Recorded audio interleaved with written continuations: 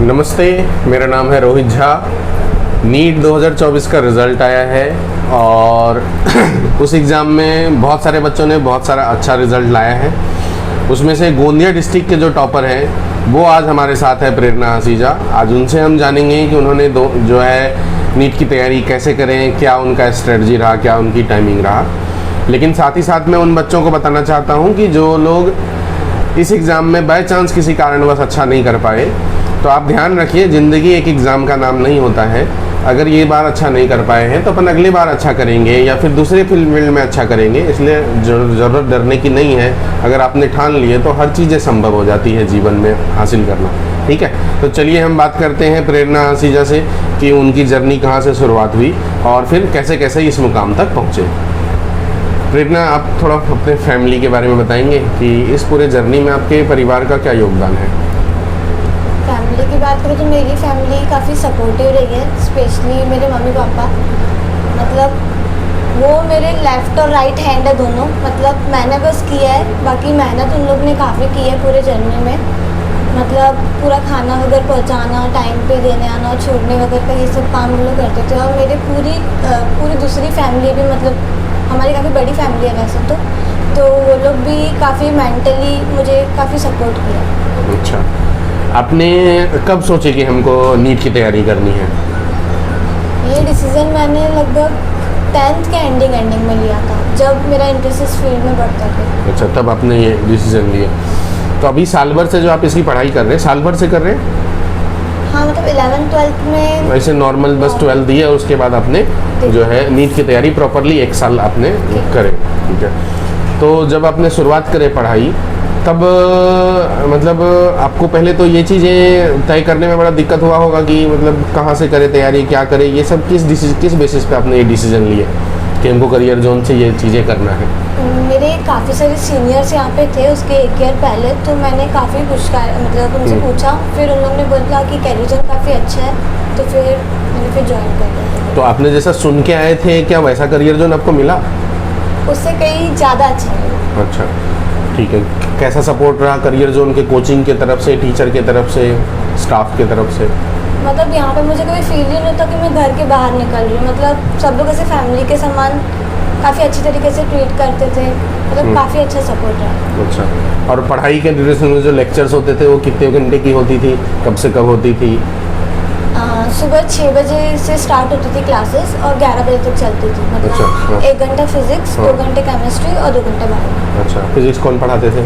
Physics जहाँ से पढ़ाते और केमिस्ट्री? केमिस्ट्री श्रद्धा मैम पढ़ाते थे और ऑर्गेनिक जहाँ से। अच्छा, और बायोलॉजी? बायोलॉजी शानू सर और अरविंद सर। अच्छा, ठीक है ना।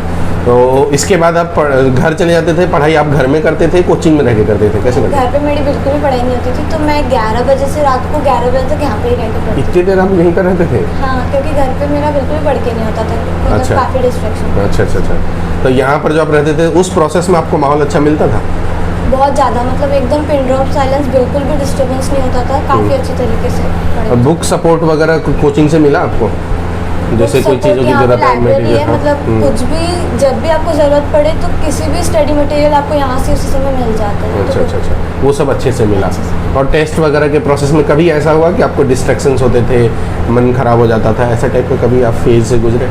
हाँ, कई बार गुजरी हूँ। तब आपको क्या लगता था और कैसे उससे ओवरकम हुए? तो तब मैं ये सोचती थी कि कहीं ना कहीं मुझ में ही कमी होगी। मतलब मार्क्स कम आ रहे तो मैंने अपनी प्रिपरेशन, मतलब कुछ लैक हो रहा होगा तो मैं उस पर वर्क करती थी और कई बार आपसे आके मिल लेती थी तो फिर ठीक हो जाता था। इतना ज़्यादा दिक्कत नहीं। जो बच्चे अभी आपको सुन रहे हैं, क्योंकि आपको पूरा गोंदिया और आसपास के क्षेत्र के हर कोई लोग सुनना चाहता है कि आप मतलब सही मायने में सीरियसली आपने नीट की पहली बार ही तैयारी करी। 11-12 तो आपने नॉर्मली जैसे लोग पढ़ते वैसा पढ़े, तो आपने पहली बार ही तैयारी करे और इस प्रकार का रिजल्ट लाए, इतने कॉम्पिटिटिव माहौल में आपने इतना अच्छा स्कोर करे, तो आप तो समझिए कि आइडियल है लोगों के लिए। लोग आपको सुनना चाहते हैं, तो आप उनको क्या बताना चाहते हैं कि अगर वो आज मान लीजिए कोई बच्चा नीट की तैयारी कर रहा है या करना चाह रहा है अगले साल के लिए, तो उसको क्या क्या करना चाहिए? पहली बात तो पूरे डिस्ट्रैक्शन से दूर रहो और मतलब एकदम स्टार्टिंग से एंड तक कंसिस्टेंटली करो। मतलब कि कभी मन नहीं भी कर रहा तो भी करो। मतलब कि बहुत बार लगता है कि नहीं हो पा रहा है, बट फिर भी लगे रहो। मतलब एंड तक बस पढ़ते रहो तो हो जाए। अच्छा, डिस्ट्रैक्शन से याद आया कि मतलब आजकल के जो जनरेशन हैं उनके पास जो टेक्नोलॉजी का काफ़ी जो है यूज़ करते हैं, मोबाइल्स फ़ोन्स रहते हैं, स्मार्टफोन रहते हैं, टैब रहते हैं, लैपटॉप रहते हैं, क्या आपको लगता है ये सब चीज़ें ज़रूरी है? आपने क्या इसका सब चीज़ों का यूज़ करे थे? बिल्कुल भी नहीं, मतलब मेरे पास स्मार्टफोन नहीं था। मैंने बस कीपैड फ़ोन, वो भी इसलिए रखा था क्योंकि जब मैं कोचिंग पहुंचती थी तो मतलब मुझे बताना पड़ता था मम्मी पापा को मैं पहुंच गई हूँ और निकलने के पहले, तो वो भी इमरजेंसी के लिए यूज़ किया था। मेरा मतलब एक भी सोशल मीडिया पे कोई भी अकाउंट नहीं था। सभी बच्चे ध्यान दीजिए, ये वाला जो फ़ोन है ये प्रेरणा का है, बस यही यूज़ करती थी और मतलब ताकि घर में संपर्क कर सके कि खाना समय पे आ जाए, और घर जाते वक्त रात को जाते थे चूँकि, तो मतलब घर से कोई लेने आए, इनके पापा आते थे या मम्मी आती थी इनको लेने, तो उसके लिए ये फ़ोन यूज़ करते थे। बाकी इन्होंने साल भर स्मार्टफोन यूज़ नहीं करे। मतलब स्मार्टफोन यूज़ करने से लोग स्मार्ट नहीं होते, स्मार्ट जो होते हैं मेहनत से होते हैं, बराबर। तो जिन लोग ये बात समझते हैं कि नहीं हमारे पास टेक्नोलॉजी रहेगा तो ही हम आगे बढ़ पाएंगे, तो बिना टेक्नोलॉजी के ज़्यादा आगे बढ़ा जा सकता है, डिस्ट्रैक्शंस कम किया जा सकता है। क्योंकि आगे बढ़ना या नहीं बढ़ना उसमें टेक्नोलॉजी जो सपोर्टिव हो सकते हैं, मेन तो काम होता है हार्डवर्क करना, मेहनत करना। और काफ़ी लोग ऐसा है कि मतलब लेक्चर्स देखते हैं, मैं वो बोलूँगी कि बिल्कुल भी अवॉइड करो, क्योंकि लेक्चर्स से मैंने 11th-12th में देखा है तो मुझे कुछ भी फ़ायदा नहीं हुआ है। अब ज़्यादा सेल्फ स्टडी पे फोकस करो तो मोबाइल का कोई यूज़ नहीं आता है पूरी जर्नी। जैसे ये इंपॉर्टेंट पॉइंट इन्होंने बताया कि लेक्चर्स ज़्यादा मत देखो। एक्चुअली में लेक्चर्स देखने से ना एक लिमिट तक पहुंच सकते हैं आप, एक बाउंड्री है 400-500 तक रेंज, 550 तक पहुंच सकते हैं, बट जो अल्टीमेट सक्सेस है ना उसके लिए प्रैक्टिस लगती है, तो वो उस चीज़ों पे डिपेंडेंट होकर नहीं रहा। वो एक सपोर्टिव चीज़ है, कहीं आप फंस गए तो आप देख लीजिए, अलग बात है। अब मतलब उस पर मेन डिपेंडेंट होकर के चीज़ें अचीव नहीं किया जा सकता, अब तो बिल्कुल भी नहीं किया जा सकता। अच्छा प्रेरणा, ये बताइए कि जो बच्चे मान लीजिए मतलब अभी नीट की तैयारी चालू नहीं करे, वो 11th-12th अपना कर रहे हैं, अभी 12th के बाद उसको अचानक से ऐसा मन होगा कि हमको अब जो है इस साल नीट की तैयारी करनी है, तो कोचिंग का जो सिलेक्शंस है कि हम कौन से कोचिंग को ज्वाइन करें, किसको नहीं ज्वाइन करें, कौन से जगह जाए, ये किस पैरामीटर के बेसिस पे करना चाहिए?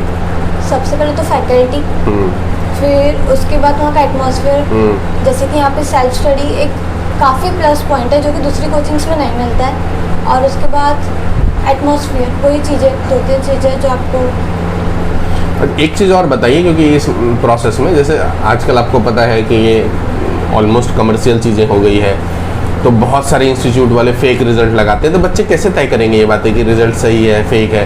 तो हर कोई लगा दे रहा है कि हमारे यहाँ ऑल इंडिया रैंक 1 आ गया, तो बच्चे इस बेसिस पे कैसे तय करेंगे? मतलब उनको क्या करना चाहिए, कैसे पता करना चाहिए जेन्युइन बातों को?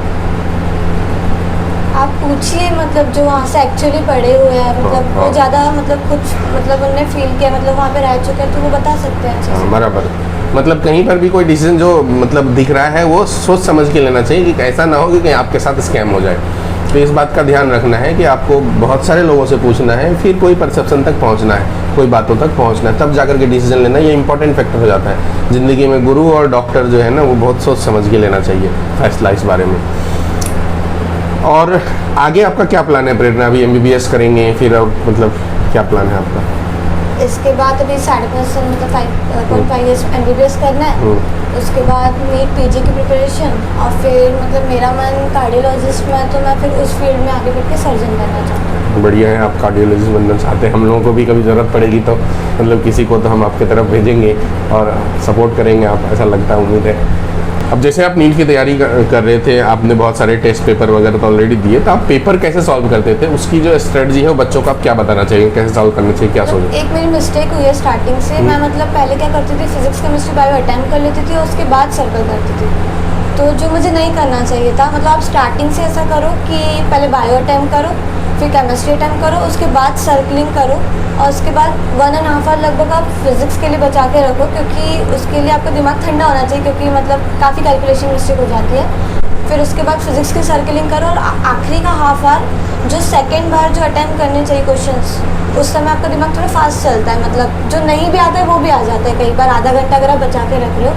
फिर इस तरीके से स्टार्टिंग से फॉलो करो। मतलब सर्कलिंग हम कई बार ऐसे सोचते हैं कि नॉर्मल टेस्ट है, ठीक है पहले अटेम्प्ट कर लेती हूँ फिर सर्कल करती हूँ, नहीं, मतलब पहले ही जैसा हम फाइनल में करने वाले हैं स्टार्टिंग से ही वैसा करें। अच्छा, नीट के एग्जाम सेंटर पे जब जाते हैं बच्चे, तब जो प्रेशर फील होता है, क्या आपको भी फील हुआ और उसको कैसे टैकल करना चाहिए? नहीं, ये चीज़ मुझे इस बार बिल्कुल फील नहीं हुई, क्योंकि हम लगभग 5 टेस्ट दे चुके थे बाहर सेंटर पे, मतलब करियर जोन की तरफ से।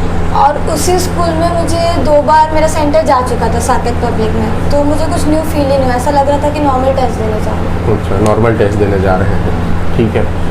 आपने पेपर अच्छा करे और मान लो बाय चांस किसी बच्चे का पेपर मतलब मिड ऑफ द टाइम में ऐसा हो कि घबरा जाए वो, ऐसा कई बार कोई सारे बच्चों के साथ होता होगा कि उन्होंने पेपर देके आधे एक घंटे तक बनाए लेकिन उसके बाद वो घबरा गए, तो उस सिचुएशंस में कैसे निकलना चाहिए, वैसे हालात से कैसे निकलना चाहिए, ऐसे बच्चों को आप क्या बोलना चाहेंगे? उस समय में मतलब 2 मिनट थोड़ा सा काम हो जाओ, फिर से मतलब फिर से सॉल्व करना स्टार्ट कर दो तो चीज़ें ठीक हो जाती है। चलिए, थैंक यू, बहुत अच्छा लगा आपसे बात करके और मुझे उम्मीद है कि बहुत सारे जो बच्चे इसको देख रहे होंगे या सुन रहे होंगे उनको ये सब चीज़ों से काफ़ी आगे क्या करना है क्या नहीं करना है, डिसीजन कैसे लेना है, कहीं से कोचिंग ज्वाइन करना है, कैसे कोचिंग का पैरामीटर तय करना है, इस सब चीज़ों में बहुत फ़ायदा होगा और अगले साल उनके रिजल्ट में इस चीज़ों का बहुत बड़ा योगदान होगा। प्रेरणा के जो लोग सुनना चाहते हैं, मैं आप सभी की तरफ से प्रेरणा को बहुत बहुत धन्यवाद देना चाहता हूँ, बहुत सारी बधाइयाँ देना चाहता हूँ कि उन्होंने गोंदिया का नाम रोशन किया। मतलब इन्होंने ये साबित कर दिया कि अगर करना है, दिल में कुछ इच्छा है और मेहनत करने का आप तैयार हो तो छोटी जगह से भी सब संभव है। ये लड़की ने करके दिखा दिया। Thank you.